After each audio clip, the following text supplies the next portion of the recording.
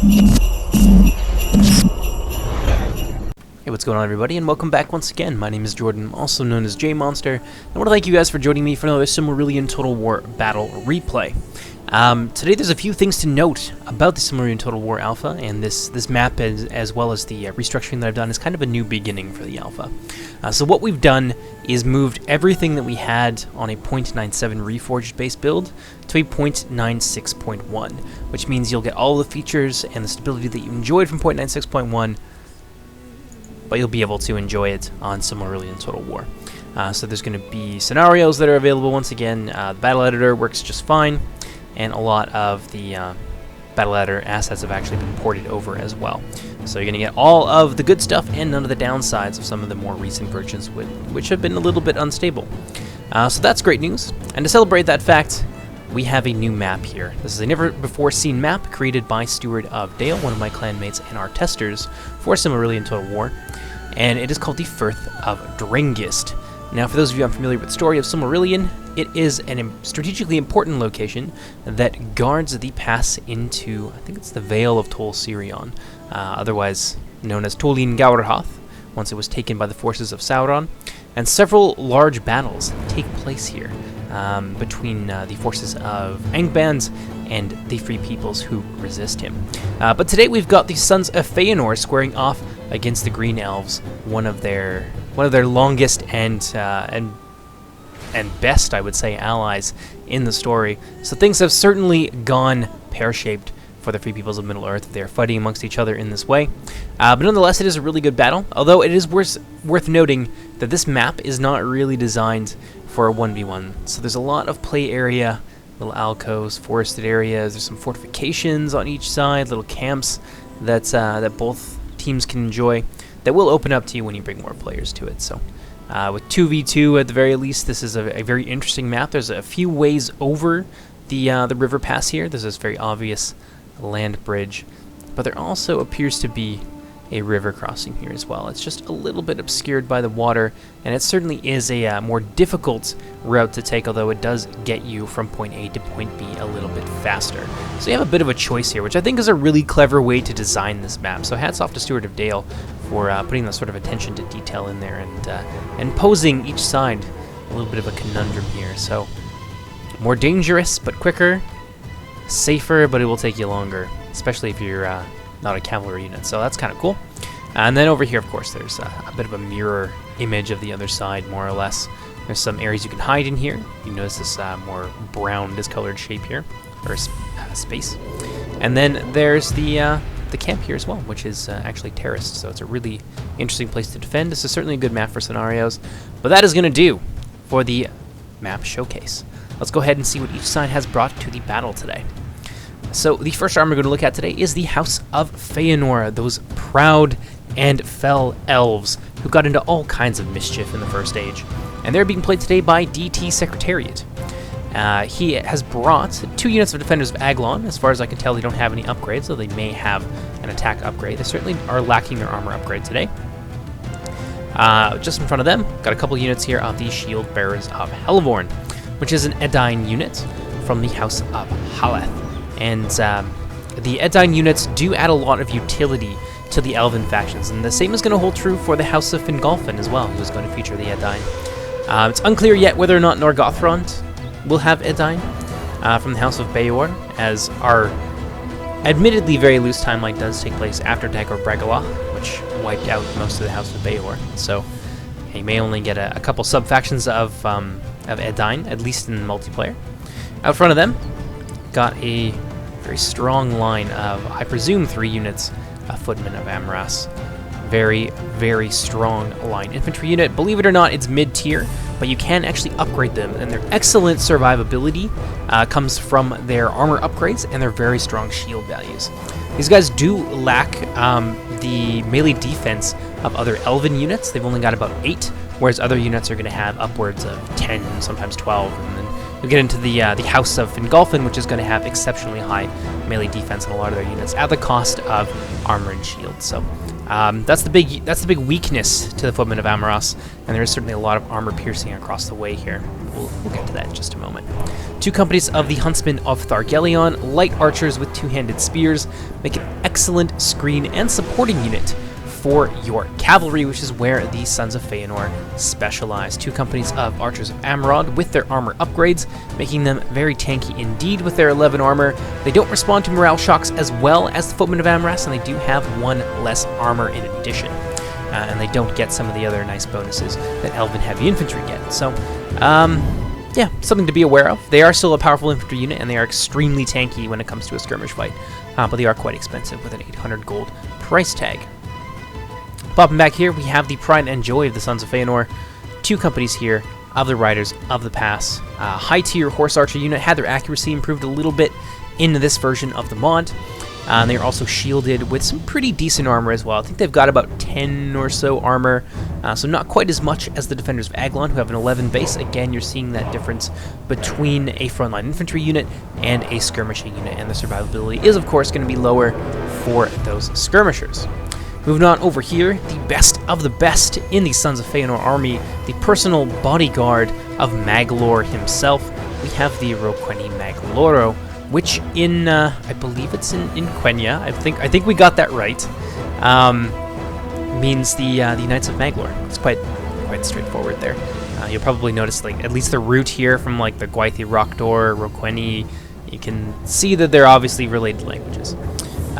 2 companies here of the Mounted Company of Heliborne, Lancers. One thing to note about Lancers is that they have a bonus against wargs in this. So they're not completely useless in a cavalry fight, but that's not going to help them today against the Green Elves of Ossiriand, who naturally do not field any wargs. I assume they don't feed them as well, and it'd be a dangerous prospect. You wouldn't want to feed a warg, you'd probably lose your hand, and yeah, it's just not a good idea. So let's pop over to the other side and see what the Green Elves have brought to the battle today. And right from the get-go, the Green Elves are going to unsheath their secret weapon, that being 3 companies of the Sentries of Gelion. These are lightly armored horse archers, absolutely garbage in melee, but their range capabilities are top-notch. They have a ton of ammunition with 30 ammo apiece.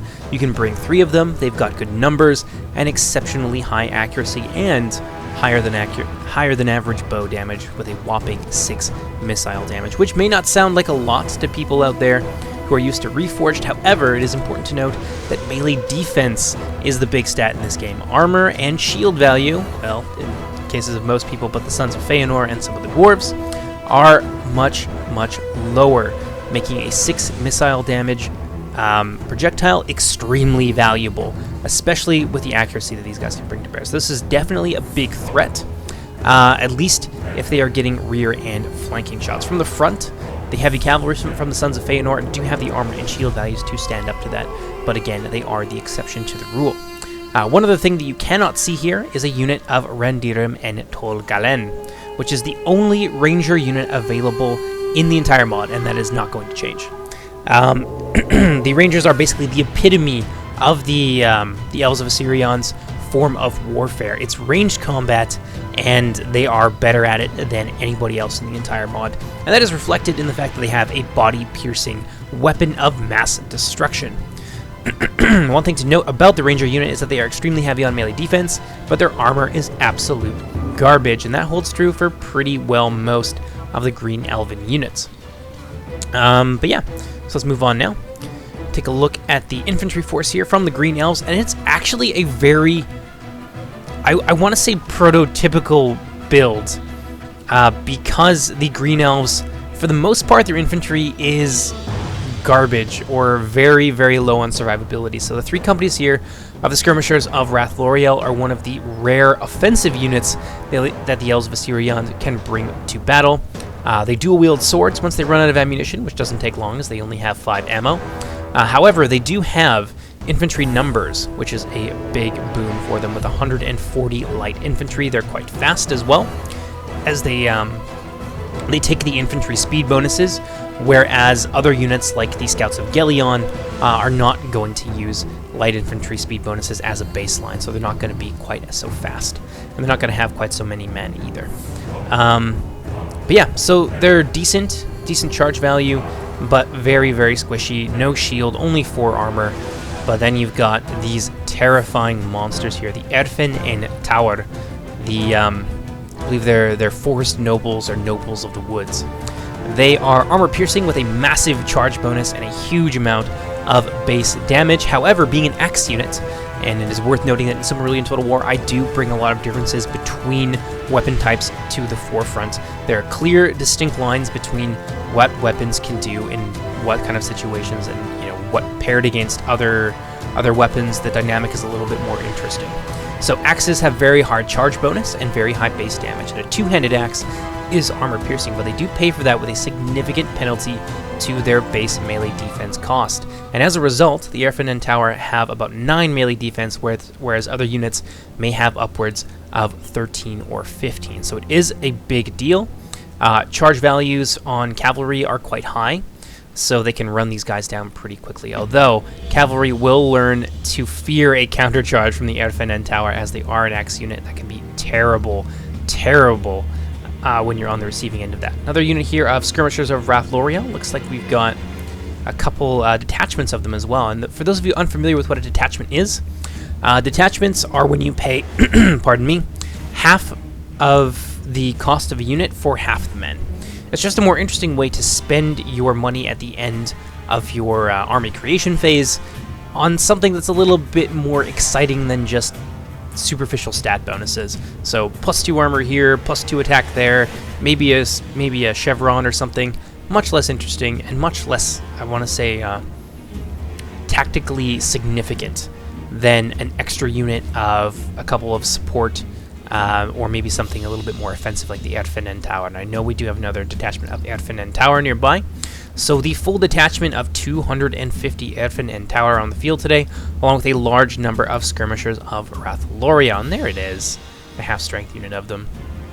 He's also brought 2 units of Mythern and Tolgalen, which I can't remember what it means. I think it's like, I don't remember. I even made this name, and I honestly don't remember what it means in Sindarin. But these guys are important for keeping the rest of the units in line. They are a bodyguard tier unit, and as a result, are quite expensive. And in particular, the Green Elves pay extra for their heavy infantry, as they are a little bit more of a light and medium infantry-based faction. Actually, predominantly light. I don't think they have any medium infantry at all. But yeah, armor piercing with their maces. They'll help units stay in the fight for longer with their inspiration bonus. You can bring 2 of them, but they are very, very small. Most units of this size are going to weigh in at about 100 or so men. However, the Mythern and Tolgalen, and the same holds true for the Edvin and Tower, both take size penalties in addition to. So it works out quite nicely, as it does give the Green Elves a very hardened core for their battle line, which, as I mentioned earlier, and that's why I introduced these Skirmishers and the Orphan and Tower, was to illustrate this point, they don't have a lot of offensive infantry. The vast majority of their units are spear-armed, or they're low-damage daggers, or they're, sentries of Gelion over there, the missile cavalry, which, as I mentioned, are extremely fragile. I've also got 2 companies here of Hunters of Rathlorien, which are a spear-javelin hybrid. Again, very defensive, and at least once their javelins have been expended, and not going to do a ton in a straight up melee grind, but they do help fend off cavalry, which is something that the Green Elves don't really have a ton of. And the javelin support is obviously very useful. Being spears, they are great for holding the line and for just getting in your enemy's way and wearing them down over time. I think we have a couple companies of Scouts of Gelion as well.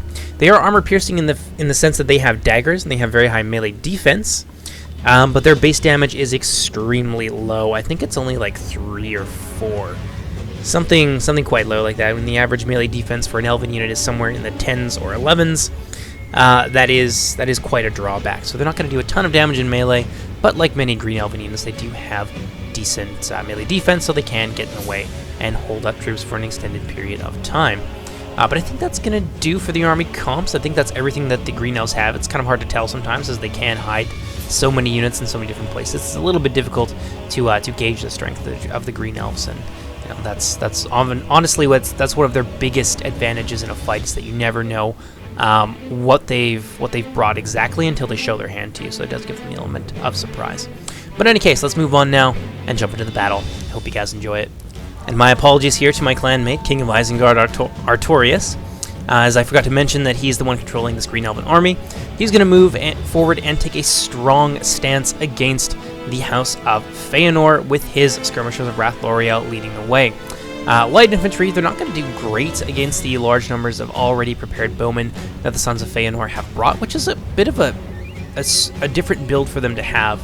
But it is actually quite nice in this particular matchup on this particular map, because the Green Elves don't have a ton of cavalry, whereas the Sons of Feyenoord have plenty, and there's only a few areas that these guys can go through, and the Green Elves are unfortunately coming to them, so this actually works out quite nicely for Secretariat, as he has a large number of units here that are sufficient to deal damage to the lightly armored Green Elves, bypasses their melee defense score entirely, and then his center line is, for the most part, Archers of Amrod, who have a very high armor upgrade, nearly double the attack of the Archers, so that's going to help them stay in that fight for a very long time.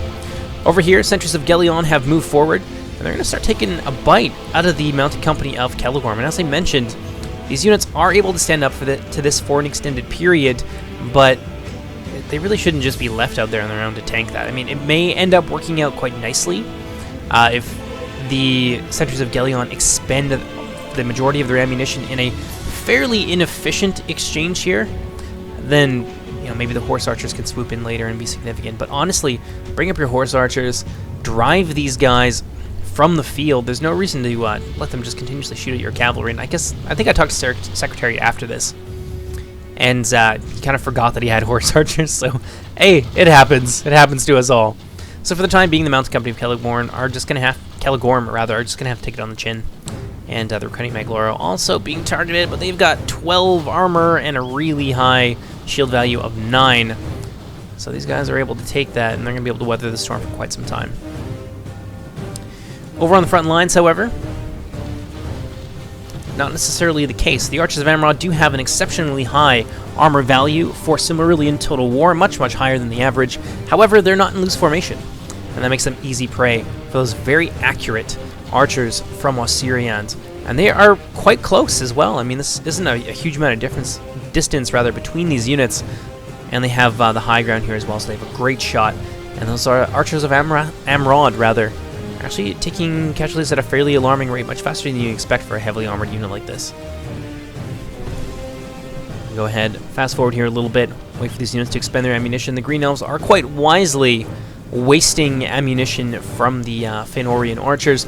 Honestly, if he loses some skirmisher units here, and it keeps units like the Edvin and Tower safe, who obviously are unshielded, and while they have a decent armor value of 8, it's pretty well the highest that you can get for the Green Elves of Ossiriand, it does leave them quite vulnerable to massed archer fire. And the Archers of Amrod, as well as the Huntsmen of Thargelion, would be able to take a bite out of these guys quite quickly. And this is really the killing power of the Ossirian Infantry Force. As I mentioned, most of their units not super offensive, and the few units that they have that are actually taking some pretty debilitating casualties in this exchange here with the Feanorian archer line. The Scouts of Gelion moving up to plug the gap in the skirmish line here that the skirmishers of Rath L'Oreal in the center have left now that they're out of ammunition and falling back.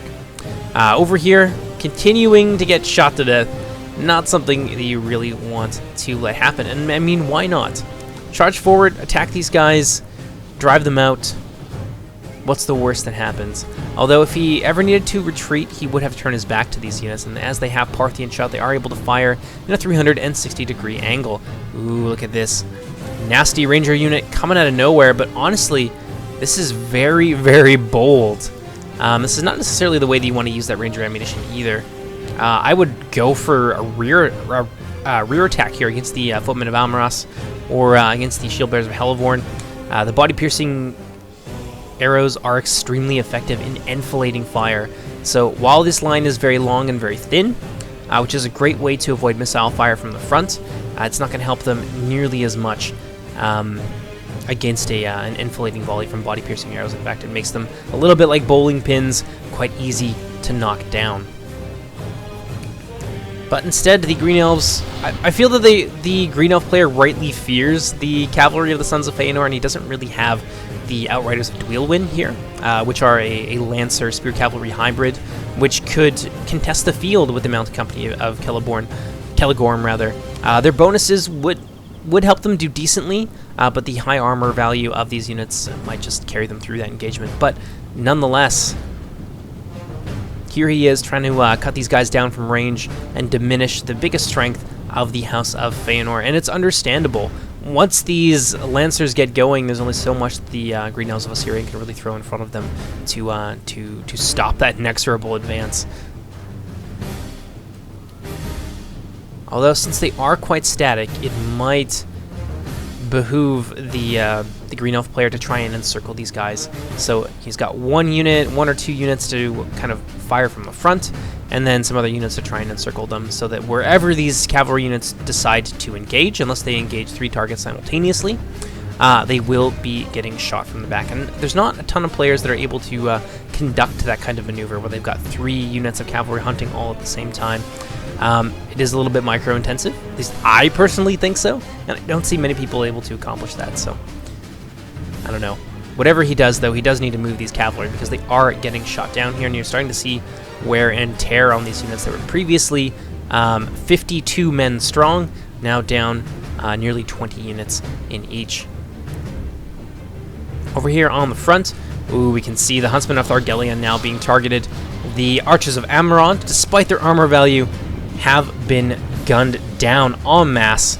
Many of them in basically a straight line. You can tell that they weren't in loose formation, and it's obviously cost the Sons of Feyenoord archer line here quite dearly. However, it does expend valuable ammunition from the Elves of Ossiriand, and that is something that the Sons of Feyenoord do have going for them. Despite the mistaken micro with their cavalry, obviously letting them get shot is not a good thing, but it is expending a good amount of ammunition here, and that is the biggest strength of the Elves of Ossiriand. So maybe this is kind of the direction that the meta will take in this particular matchup when you're facing the Elves of Ossiriand, to try and wear down their ammunition pool over time. Although they do have quite a lot, they get extra ammunition, and they have a lot of hybrid units here, like the Skirmishers of Rathloriel and the Edvin and Tower that can support their mainline archer units, like the Scouts of Gelion. So it's easier said than done. And obviously, yeah, look at that. A fairly sizable percentage difference here for the in favor of the Elves of Ossiriand. Although how long that's going to continue now that many of these units are out of ammunition, they have taken a terrible toll, but not as much as they could have, I think, if they tried to surround them. But as I mentioned, these units are out of ammunition, and now the Horse Archer reserves of the House of Feyenoord kicking into action, and they're just going to be easy prey. I mean, he could get them in there, maybe swarm one unit, surround it, do a decent amount of damage to them, but the Sentries of Gelion just don't have a chance here. It would almost be better to fall back and to preserve their numbers for when the infantry fight engages. At the very least, they could be a useful distraction during the infantry engagement to try and buy some time and keep the Sons of Feyenoord out of the back lines of the Elves of Ossiriand, which could be critical. Oh, that's nasty. Sentries of Gelion here getting absolutely mauled by the Riders of the Pass. And over here we have Cavalry Engagement, the outnumbered Sons of Feyenoord cavalry nonetheless coming through with their quality. Randirim of Tolgalen also out of ammunition, getting cut down by a depleted company of the Mounted Company of Caligorm. Damn it! I'll get it right eventually. Now, as Ossirian player here going for a surround, but the quality of the Sons of Feyenoord cavalry is going to shine through. They're going to be able to escape that, cutting down Sentries of Gelion left and right as they hack their way out of that encirclement. And the Green Elf player, Relentless, trying to keep his surround on these heavy Lancers. If he can destroy them at the very least, then it should be child's play for him to zone out a single unit of Knights. And this is a lot of striking power here from the Sons of Feyenoord. So if Secretariat loses them, it's obviously not good, but it is a critical loss potentially. Yeah, much of the Sons of Feyenoord cavalry is going to be needed to strike down the heavy infantry from the Elves of Ossiriand. Few in number, they are armor-piercing, and as I mentioned, AP is the bane of much of the Sons of Feanor infantry.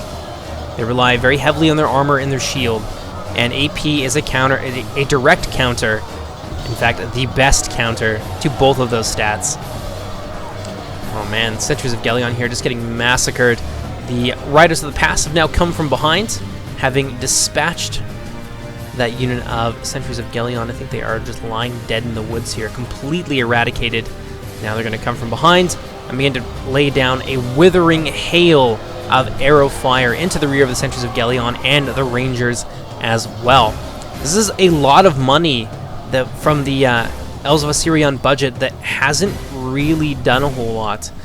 They did manage to obviously kill off a large number of the Lancers here from the Sons of Feanor, which is great for them.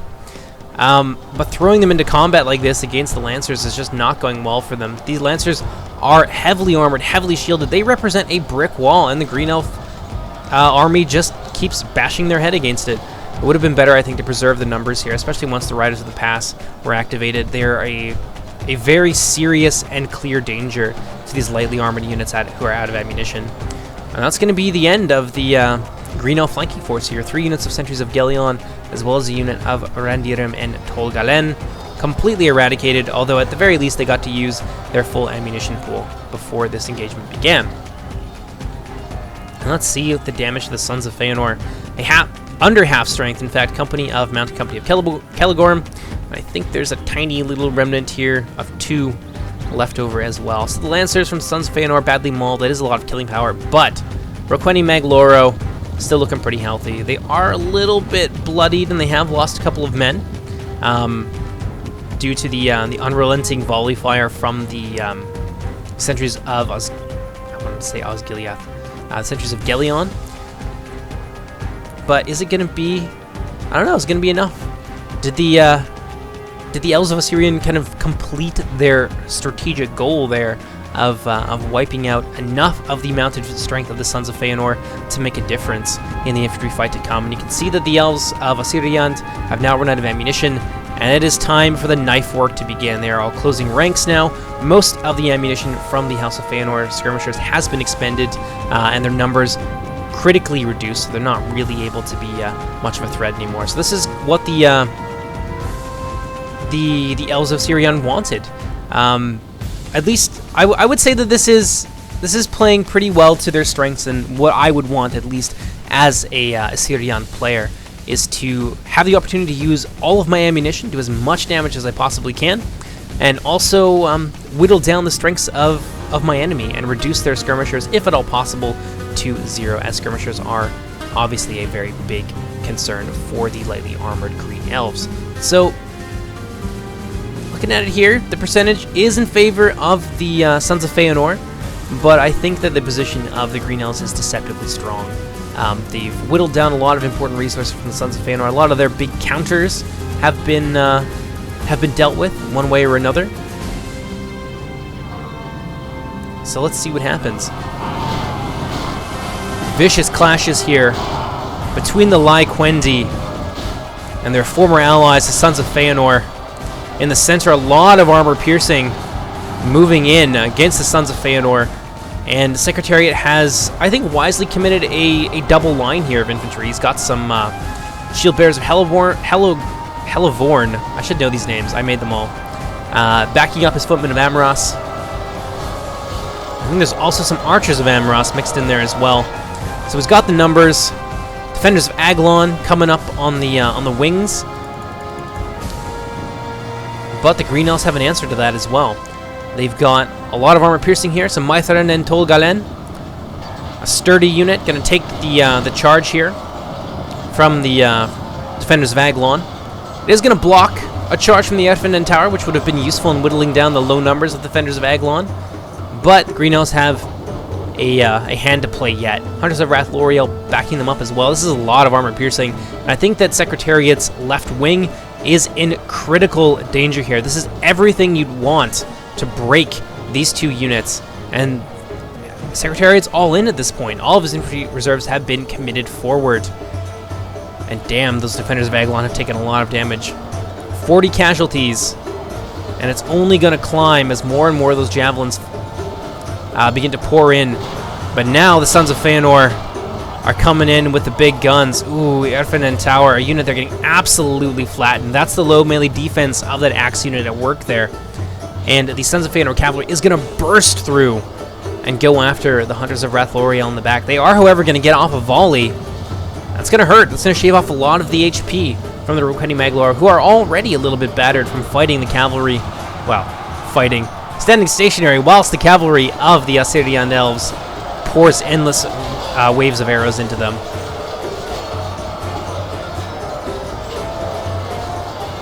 And now the Green Elf left wing in turn is in a lot of trouble. Reinforcements are certainly needed. I think there was maybe a detachment or some understrength units of Skirmishers of Rathloriel. It's not going to be enough. Hunters of Rathloriel winding up for another attack. Definitely going to go after the cavalry. I certainly would. Ooh, a hit from behind. Some of those are going to miss, though, as they do get a charge bonus. Or their charge goes off. They're going to get a bonus, of course, but it does give them a speed boost, and that's going to pull them out of range of those javelins at the very last moment. And now rounding on the center of the Green Elves. They're not going to take it lying down, though. Artorias is an experienced player. He's going to countercharge the mounted company and those knights from the House of Feanor. It's a lot of armor-piercing damage going their way. And Secretary is going to have to move quickly if he wants to get any value out of his cavalry. Looks like the... Oh, no breaking out. That's just the Randirim who were defeated. Hunters of Rathloriel now out of ammunition, being committed forward to hold down the Green Elf left wing. Secretariat doubling back with his cavalry, going for a devastating charge. They are going to turn around the last second, though. And a lot of these units are braced, which means they're going to reflect that charge damage back at the cavalrymen. Look at this guy, surrounded by a sea of spears. He's going to go down. And the precious small numbers of the Sons of Feanor are beginning to dwindle. Another wave of spearmen charging in here, catching the cavalry, preventing them from doing any more damage. And that's what the Assyrian player needs to do. Even if he can't kill the cavalry, he just needs to zone them out, minimize the amount of damage that they can do. And his very powerful armor-piercing units are going to be able to turn the tide against the Sons of Feanor. It says that they're winning right now, but honestly, this thing shifts back and forth so often. Yeah, look at that. Now they're winning. It says defeat. It says everything, every possible outcome. Defeat, losing, and balance evenly matched. Riders of the Pass now skirting in behind, obviously out of ammunition. Otherwise, that would be a very scary thing for the Green Elves indeed. Endless volleys of arrows. They do exactly to the infantry line of the Green Elves that the Green Elf Cavalry did to the Sons of Feanor Lancers earlier on in the game. Rear charge here. It's not going to matter. These guys are all going to turn around. And Horse Archers have absolutely garbage charge value. And that's going to work out quite nicely for the Green Elves. Many of these Riders of the Pass are going to get cut down. And the cavalry of the Sons of Feanor has fairly successfully been zoned out. Hunters of Rathloriel moving to intercept, but it looks like the heavy cavalry is going to be a little bit too quick. And they're going to go for the Green Elf center, which is going to turn around and countercharge. That's going to minimize the amount of damage, allowing the melee defense to block the charge potentially. Scouts of Gelion with their armor-piercing daggers coming in from the rear. And they are going to catch that cavalry as well as a wave of spearmen. Got to hand it to the Green Elf player. He's doing a great job here at not letting the Sons of Feanor cavalry have it all their own way. Although in the center he is starting to thin out a little bit. Ooh, but so is the Sons of Feanor infantry. I think the center is going to be where the Green Elves are at their strongest. Whereas over here you can see the spear units and the way that they're designed as a holding unit. And they've held very well so far, but they are being encircled. And this is definitely going to be a loss for the Elves of Ossiriand. So on one wing, the Sons of Feanor are winning. On the other, they have lost completely. The Defenders of Eglon are all but defeated down to just a handful of men. And in the center, they are being encircled and beaten down by some very scary armor-piercing infantry. And where's that Feanor cavalry? And it looks like they're going to try and put a nail in the coffin of the Green Elf resistance on their right wing as a smart plan. Honestly, this is the best thing I think that they can do right now, is to try and free up the large body of infantry here. Some Footmen of Amoros, still very strong. Shield Bearers of Heliborne, who are also very healthy as well. And then move to encircle the Green Elves in turn. But they're going to have to do something quickly. It looks like Secretariat has decided not to move against the Hunters of Rathloriel. If he had charged them, they probably would have broken. And instead, he's going to go for the center. But the Green Elf player is going to zone him out again with some cavalry. Or some infantry spears. Hunters of Rathloriel, they're going to deke out, turn back around, get their charge bonus off against the Sons of Feanor infantry in the center. This is looking ugly. Nice charge here that might be enough to break them. Well, it looks like it was. Either that or they were completely wiped out. Oh yeah. That's going to free up a lot of Sons of Feanor infantry. They're going to be free to move in and encircle the Green Elves. But I don't know if the Anvil here to the hammer of these free infantry units is going to be enough. Look at these guys. They're getting absolutely battered here by the Green Elves.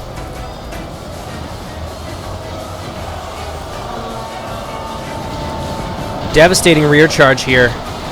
The Green Elf player didn't even turn around this time. And a lot of these Green Elves are going to get caught between the hammer and the anvil here as much of these infantry units charge in. There's still an alleyway open to some rear charges here from the Sons of Feanor cavalry. However, more infantry coming in. Oh, from the rear against the Riders of the Past, and I think that's going to wipe out the entire unit. Yeah, absolutely. They are trapped, nowhere to go, all going to die. Great infantry control here from the Green Elf player. Is going to turn around, counter-charge against the heavy cavalry remaining from the Sons of Feanor. And it hurts. Look at that. A lot of dead cavalry there. And he's going to move to encircle these units even further, possibly even break them. And now things are starting to turn against the Sons of Feanor infantry. They were looking strong just a moment ago, but the Green Elves are efficient in hacking down what remains of the center here from the Sons of Feanor. And now that is completely gone. It has fallen apart, and it's going to come down to that pocket of Sons of Feanor infantry here and 13 knights. 13 of the Knights of Mangler. Let's see if they can pull victory from the jaws of defeat here.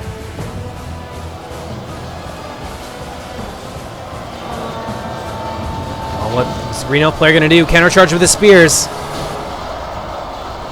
Keeping those cavalry zoned out.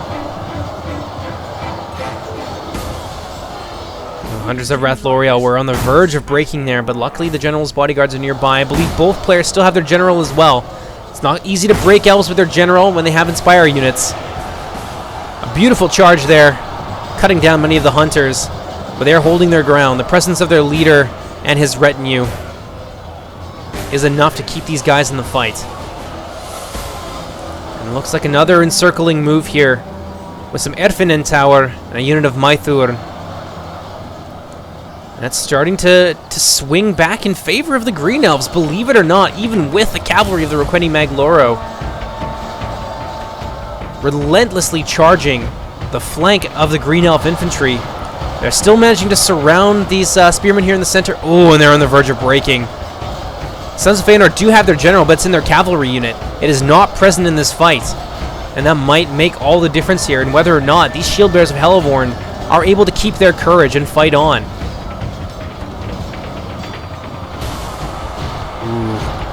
Distracting the Orphan and tower with his Riders of the Past while he moves in with his Lancers. Excellent move there on the part of the Feyenoord player. But he's going to have to hightail it out of there. Orphan and tower hot on his heels. And a rear charge from them would be absolutely devastating. It might just end his opportunity for victory here. Shield bearers of Heliborne have managed to fight their way out of the encirclement. A little bit of repositioning here from the Footman of Amoros is ensuring that the Green Elves are not going to be able to just bottle up the Sons of Feanor. Using their numbers, their remaining numbers very effectively, got handed to the Sons of Feanor player. Got to hand it to both of them, honestly. Great infantry tactics, lots of movement, which is really what I wanted to see in Silmarillion Total War. So that makes me happy. Oh no! Calamity! The shield bearers of Heliborne breaking off from the fight. Footman of Amoros holding the line.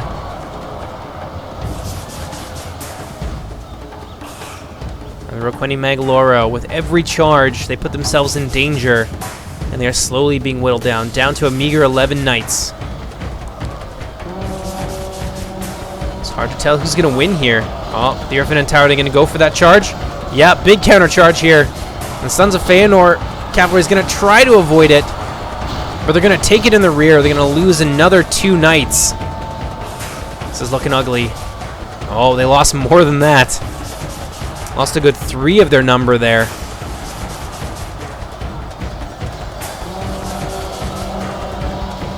Looks like he might be trying to assassinate the general, perhaps.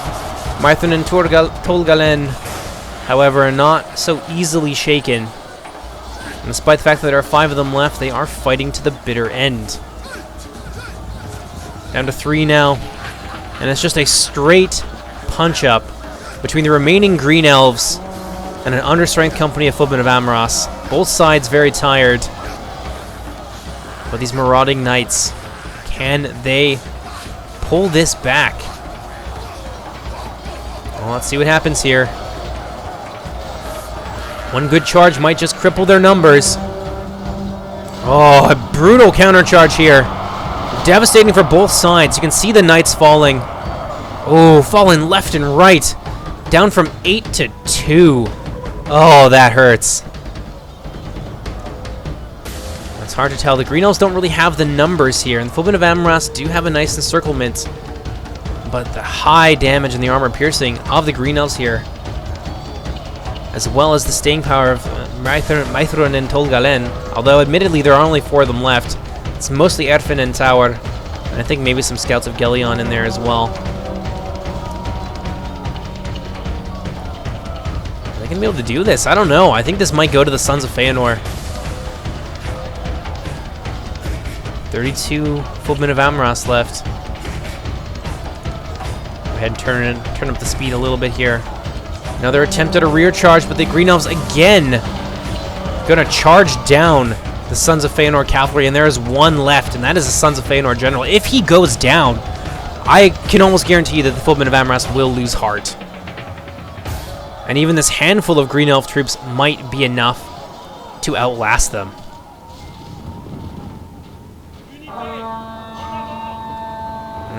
Devastating charge here coming in from the remnants of the Orphan and Tower. And it hurts. Look at these guys. Oh man, that's painful. That armor piercing is no joke. 17. No, I think this is a foregone conclusion. I think we're going to see this go to the Sons of Feyenoord, unless those Orphan and Tower are able to cut down the Sons of Feyenoord general here, the last member of his retinue, Mangler himself. If he's felled, I don't know if the Footmen of Amaras will be able to hold on. Now the Green Elf general still in the fight as well. Oh, there goes another Footman. Down to 13. You got it. Damn, these Orphan and Tower do not give up. I mean, they are locked morale. One of the only locked morale units, actually the only locked morale unit that the Green Elves have. But I'm honestly surprised by how well they've managed to thin out the Footmen of Amaras. There was like 8 of them and 32 of the Footmen, and they are just massacring them. Green Elf player just going for it against Sons of Feyenoord general. If he cuts him down, oh! This could all end. This could end in defeat for the Sons of Feyenoord. Such a close game. Look at that, 97% to 100%. It's the general and just 2 other Green Elves here. Oh, and the Sons of Feyenoord general is going to cut down the Green Elf general. And that's it. 100% casualties for the Green Elves. But look at that. That was bloody. It was a good 1v1. Unfortunately, we don't get to see the end, because for whatever reason, it's not giving me the casualties, but damn if that wasn't a fun game to watch. Really just hanging in the balance there for quite a long time. Sons of Feyenoord, not even a dozen men left. 11 men in total. Complete destruction here on this line. The Green Elves did very well on the infantry fight, but I think that wasting their cavalry here was a big mistake. When they inflicted huge casualties on the very idle, and admittedly this is a very poor use of his cavalry from Secretariat, but they inflicted a ton of damage on the Lancers here. But then they threw themselves, along with the Randirum and Tolgalen, against the Lancers, and that was not a fight that they were going to win. He lost a lot of his numbers here. And imagine if he had those cavalry in this infantry fight. I mean, he could have been running morale shocks into the back of the Sons of Feyenoord, occupying the cavalry, maybe cutting down the general if he got lucky enough. It could have been a different ball game if he had the numbers of cavalry. It's 180 cavalrymen and 100 high-tier rangers who they're not terrible in melee. They've got 9 damage, 15 melee defense. That would have been useful for holding the line here. So maybe that was where the Green Elf player ended up losing this battle. Because in the infantry fight, damn, it was just so close. It doesn't get much closer than that. So yeah, I hope you guys enjoyed this. Hope you guys are enjoying the Silmarillion Total War coverage so far. I am looking forward to getting you some larger games now that we do have a more stable alpha build. At least I hope it's more stable. We'll see with some more testing. And I will have a little bit of a special something for you guys in the next little while. It's going to be a preview of a new unit, along with some more expanded lore for the clans of Toli and Gauderhoth. So hope you guys are excited for that. I will see you guys next time. Okay, everybody. Bye now.